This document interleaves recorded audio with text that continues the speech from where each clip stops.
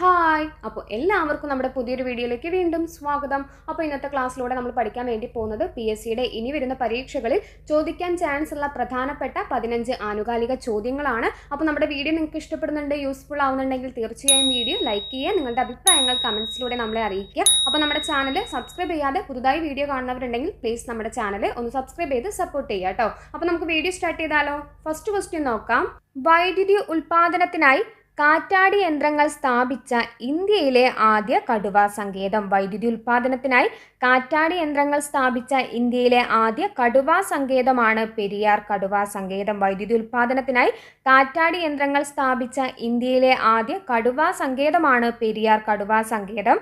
2026 ലോകകപ്പ് ഫുട്ബോളിന് ആതിഥേയത്വം വഹിക്കുന്ന രാജ്യങ്ങൾ. 2026 ലോകകപ്പ് ഫുട്ബോളിന് ആതിഥേയത്വം വഹിക്കുന്ന രാജ്യങ്ങൾ ഏതൊക്കെയാണ്? USA, Canada, Mexico. 2026 ലോകകപ്പ് ഫുട്ബോളിന് ആതിഥേയത്വം വഹിക്കുന്ന രാജ്യങ്ങളാണ് USA, കാനഡ, മെക്സിക്കോ. ഓർത്തിരിക്കണം, USA, കാനഡ, മെക്സിക്കോയാണ് കേട്ടോ. 2026 ലോകകപ്പ് ഫുട്ബോളിന് ആതിഥേയത്വം വഹിക്കുന്ന രാജ്യങ്ങളാണ് USA, കാനഡ, മെക്സിക്കോ. പുതിയ ക്രിമിനൽ നിയമമായ ഭാരതീയ ന്യായ സംഹിത BNS. പുതിയ ക്രിമിനൽ നിയമമായ ഭാരതീയ ന്യായ സംഹിത, നമ്മുടെ IPCക്ക് പകരമായിട്ട് നിലവിൽ വന്നിട്ടുള്ളതാണ് ഭാരതീയ ന്യായ സംഹിത. അപ്പോൾ BNS പ്രകാരം ആദ്യ ജീവപര്യന്തം ശിക്ഷ വിധിച്ച സംസ്ഥാനം. പുതിയ ക്രിമിനൽ നിയമമായ ഭാരതീയ ന്യായ സംഹിത പ്രകാരം ആദ്യ ജീവപര്യന്തം ശിക്ഷ വിധിച്ച സംസ്ഥാനം ചോദിച്ചാൽ അത് ബീഹാർ ആണ്. ഓർത്തിരിക്കണം, എന്താണ്? ആദ്യ ജീവപര്യന്തം ശിക്ഷ വിധിച്ച സംസ്ഥാനമാണ് ബീഹാർ. അപ്പോൾ BNS പ്രകാരം ആദ്യ കേസ് രജിസ്റ്റർ ചെയ്തത് എവിടെയാണ്? ഭാരതീയ ന്യായ സംഹിത പ്രകാരം ഇന്ത്യയിൽ ആദ്യ കേസ് രജിസ്റ്റർ ചെയ്തിട്ടുള്ളത് മധ്യപ്രദേശിലെ ഗോളിയോർ ആണ്. മധ്യപ്രദേശിലെ ഗോളിയോറിലാണ് ആദ്യ കേസ് രജിസ്റ്റർ ചെയ്തിട്ടുള്ളത്. മധ്യപ്രദേശിലെ ഗോളിയോറിലാണ് ആദ്യ കേസ് രജിസ്റ്റർ ചെയ്തിട്ടുള്ളത്. ഇനി കേരളത്തിലെ ചോദിച്ചാൽ എവിടെയാണ്? കേരളത്തിലെ ചോദിച്ചാൽ മലപ്പുറം ജില്ലയിലെ കൊണ്ടോട്ടിയിലാണ് കേട്ടോ. അപ്പോൾ ഓർത്തിരിക്കണം, പുതിയ ക്രിമിനൽ നിയമമായ ഭാരതീയ ന്യായ സംഹിത പ്രകാരം ആദ്യ ജീവപര്യന്തം ശിക്ഷ വിധിച്ച സംസ്ഥാനമാണ് ബീഹാർ. ആദ്യ കേസ് രജിസ്റ്റർ ചെയ്തിട്ടുള്ളത് മധ്യപ്രദേശിലെ ഗോളിയോറിലാണ്. കേരളത്തിലെ ചോദിച്ചാൽ കൊണ്ടോട്ടിയിലാണ്. ഇനി ഈ നിയമവുമായി ബന്ധപ്പെട്ട് നമ്മൾ അറിഞ്ഞിരിക്കേണ്ട കുറച്ച് ഡേറ്റുകൾ ഉണ്ട് കേട്ടോ. അപ്പോൾ ലോകസഭ പാസ്സാക്കിയതെന്നാണ് ഈ നിയമം? ലോകസഭ പാസ്സാക്കിയിട്ടുള്ളത് എന്നാണ്? 2023 ഡിസംബർ 2020 ലോകസഭ പാസ്സാക്കിയിട്ടുള്ളത്. ഇനി രാജ്യസഭ പാസ്സാക്കിയത് എന്നാണ്? 2023 ഡിസംബർ 21. ലോകസഭ പാസ്സാക്കിയത് 2023 ഡിസംബർ 20. രാജ്യസഭ പാസ്സാക്കിയിട്ടുള്ളത് 2023 ഡിസംബർ 21. രാഷ്ട്രപതി ഒപ്പുവെച്ചതെന്നാണ്? രാഷ്ട്രപതി ഒപ്പുവെച്ചിട്ടുള്ളത് 2023 ഡിസംബർ 25. രാഷ്ട്രപതി ഒപ്പുവെച്ചിട്ടുള്ളത് 2023 ഡിസംബർ 25. ഇനി പ്രാബല്യത്തിൽ വന്നതെന്നാണ്? പ്രാബല്യത്തിൽ വന്നത് 2024 ജൂലൈ 1. 2024 ജൂലൈ 1 ഈ നിയമം പ്രാബല്യത്തിൽ വന്നിട്ടുള്ളത്. അപ്പോൾ വളരെ കൃത്യമായി തന്നെ നോട്ട് ചെയ്ത് വെക്കുക, ഒന്ന് റിപ്പീറ്റ് ചെയ്ത് ഡെയിലി വായിച്ചു പോവുക കേട്ടോ. കറണ്ട് അഫയേഴ്സ് ഭാഗം വളരെ ഇമ്പോർട്ടൻ്റ് ആണ്. അപ്പോൾ നിങ്ങൾ പഠിച്ചിട്ടുള്ള ഒരു ക്വസ്റ്റ്യൻ പോലും നിങ്ങൾ എക്സാമിന് വിട്ടുപോകാൻ പാടില്ല. എല്ലാം ഒന്ന് റിപ്പീറ്റ് ചെയ്ത് പഠിക്കുകയാണെങ്കിൽ അത് കൂടുതൽ നിങ്ങളുടെ മൈൻഡിൽ ഇരിക്കും കേട്ടോ. അപ്പോൾ പഠിച്ച കാര്യങ്ങൾ റിപ്പീറ്റ് ചെയ്യാൻ മറക്കരുത്. 2024 ഭരത് ഗോപി പുരസ്കാര ജേതാവ്. 2024 ഭരത് ഗോപി പുരസ്കാര ജേതാവ് ചോദിച്ചാൽ അത് സലീം കുമാർ ആണ്. 2024 ഭരത് ഗോപി പുരസ്കാര ജേതാവ് ആരാണ്? സലീം കുമാർ ആണ്. 25ാമത് പത്മപ്രഭ പുരസ്കാര ജേതാവ്.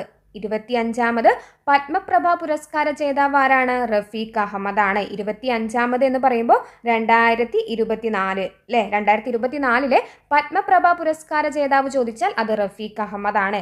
2024 എന്ന് പറയുമ്പോൾ 25ാമതാണ് എന്നും ഓർത്തിരിക്കണം. അപ്പോൾ 25ാമത് 2024 25ാമത് പത്മപ്രഭ പുരസ്കാരം ലഭിച്ചത് ആർക്കാണ്? റഫീഖ് അഹമ്മദിനാണ്. റഫീഖ് അഹമ്മദിനാണ് 2024 25ാമത് പത്മപ്രഭ പുരസ്കാരം ലഭിച്ചിട്ടുള്ളത്. അപ്പോൾ 2023 ആർക്കായിരുന്നു? 2023 സുഭാഷ് ചന്ദ്രനാണ്. സുഭാഷ് ചന്ദ്രനാണ് കേട്ടോ 2023 പത്മപ്രഭ പുരസ്കാര ജേതാവ് ചോദിച്ചാൽ അത് സുഭാഷ് ചന്ദ്രനാണ്. 2024 P. കേശവദേവ് സാഹിത്യ പുരസ്കാരം നേടിയത്. 2024 പി കേശവദേവ് സാഹിത്യ പുരസ്കാരം നേടിയതാരാണ്? അടൂർ ഗോപാലകൃഷ്ണൻ. 2024 പി കേശവദേവ് സാഹിത്യ പുരസ്കാരം നേടിയിട്ടുള്ളത് അടൂർ ഗോപാലകൃഷ്ണനാണ്.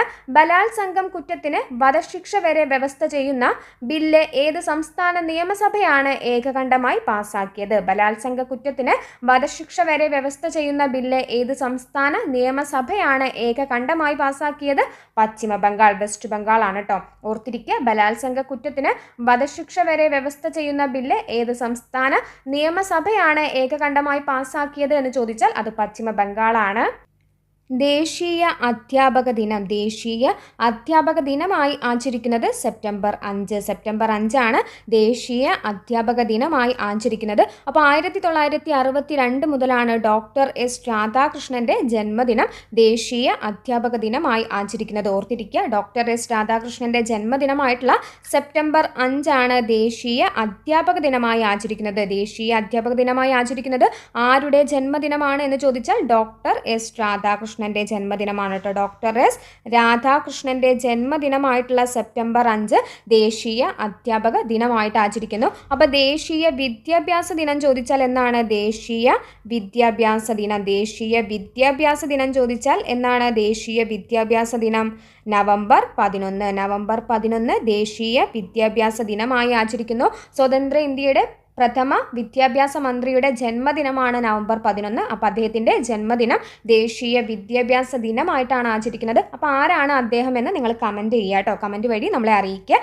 ദേശീയ അധ്യാപക ദിനം ചോദിച്ചാൽ സെപ്റ്റംബർ 5, ദേശീയ വിദ്യാഭ്യാസ ദിനം നവംബർ 11. സ്വതന്ത്ര ഇന്ത്യയുടെ പ്രഥമ വിദ്യാഭ്യാസ മന്ത്രി ആരാണ് അദ്ദേഹം എന്ന് നിങ്ങൾ കമൻറ്റ് ചെയ്യുക.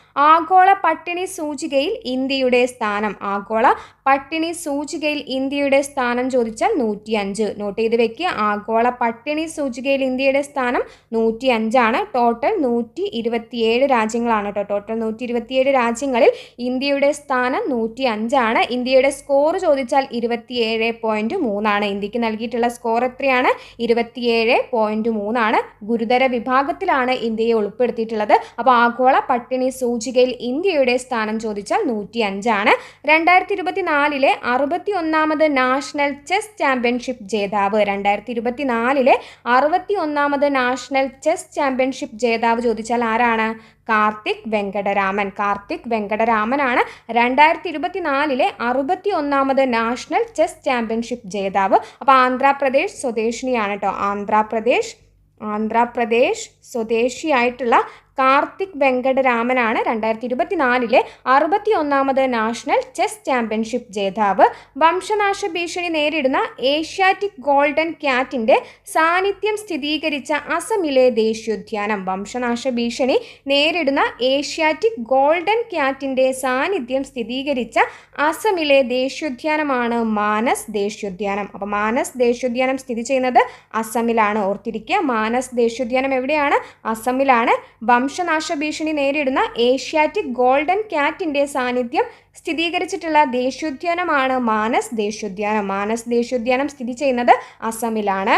2024 ടാറ്റ ട്രസ്റ്റിൻ്റെ പുതിയ ചെയർമാനായി നിയമിതനായത്. 2024 ടാറ്റ ട്രസ്റ്റിൻ്റെ പുതിയ ചെയർമാനായി നിയമിതനായത് ആരാണ്? നോയൽ ടാറ്റ. 2024 ടാറ്റ ട്രസ്റ്റിൻ്റെ പുതിയ ചെയർമാനായി നിയമിതനായിട്ടുള്ളത് നോയൽ ടാറ്റയാണ്. അപ്പോൾ 2024 രത്തൻ ടാറ്റയുടെ മരണത്തെ തുടർന്ന് ടാറ്റ ട്രസ്റ്റിൻ്റെ പുതിയ ചെയർമാനായിട്ട് മാറിയത് ആരാണ്? നോയൽ ടാറ്റയാണ്. ഇനി ഓർത്തിരിക്കുക, രത്തൻ ടാറ്റ എ ലൈഫ് എന്ന ജീവചരിത്രം രചിച്ചത് ആരാണ്? രത്തൻ ടാറ്റ എ ലൈഫ് എന്ന ജീവചരിത്രം രത്തൻ ടാറ്റ എ ലൈഫ് എന്ന ജീവചരിത്രം രചിച്ചിട്ടുള്ളത് ഡോക്ടർ തോമസ് മാത്യു. ഡോക്ടർ തോമസ് മാത്യു ആണ് രത്തൻ ടാറ്റ എ ലൈഫ് എന്ന ജീവചരിത്രം രചിച്ചിട്ടുള്ളത്. അപ്പോൾ 2024 ടാറ്റ ട്രസ്റ്റിൻ്റെ പുതിയ ചെയർമാനായി നിയമിതനായിട്ടുള്ളത് നോയൽ ടാറ്റയാണ്.